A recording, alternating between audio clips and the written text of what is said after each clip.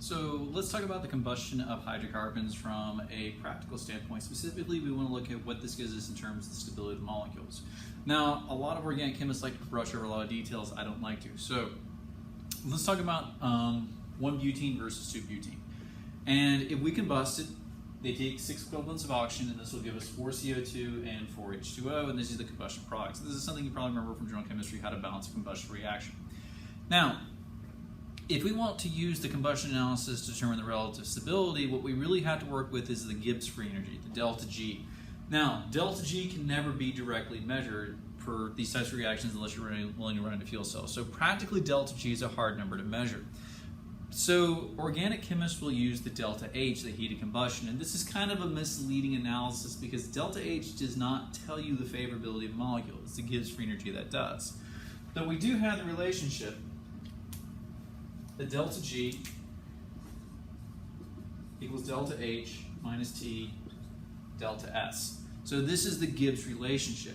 Now, this combustion is conducted at the same temperature. T is going to be the same for both reactions. The delta S is going to be roughly the same. So CO2 and H2O have the same entropy here. These will have slightly different entropies, but the entropic contributions due to the conformations are not nearly as high as the contributions due to the delta H, the enthalpy. So we can say roughly that for both of these reactions, the T delta S term is roughly the same.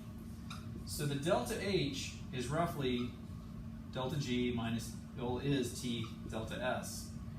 And since the T delta S is roughly the same, we can use, instead of a delta G scale here, a delta H scale.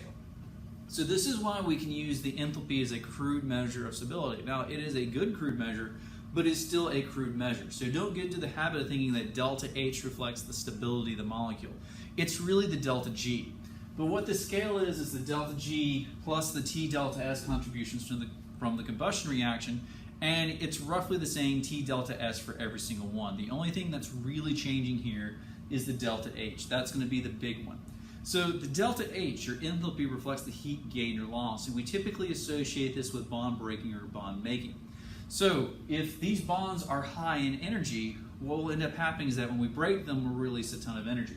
So a 2-butene is going to be more stable than 1-butene. And we intuit this by saying that, particularly if we were to make this by elimination reaction, it'd be more favorable to have 2 highly substituted carbons versus a terminal alkene.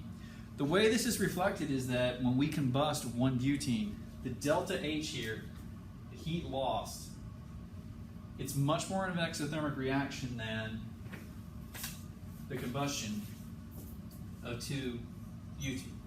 Now, let's say we went with the other conformation. When we measure it, the cis sits between the two. So the power of combusting these alkanes is, or hydrocarbons in general, is one, it's really easy to do. The delta H is easy to measure. But again, the delta H is not the direct measure of the actual stability molecule. That's the Gibbs Free Energy. But we can't easily measure the Gibbs Free Energy directly, so we recognize that as long as we keep the number of carbons the same, the entropic change, that T delta S, should be roughly the same for every reaction, so we can correlate it directly to the delta H. So this is where we're getting at when we start looking at these diagrams where they say, well, the delta H of this is this, and this, and this, and this is how we know it's the stability. It all boils back down to this idea.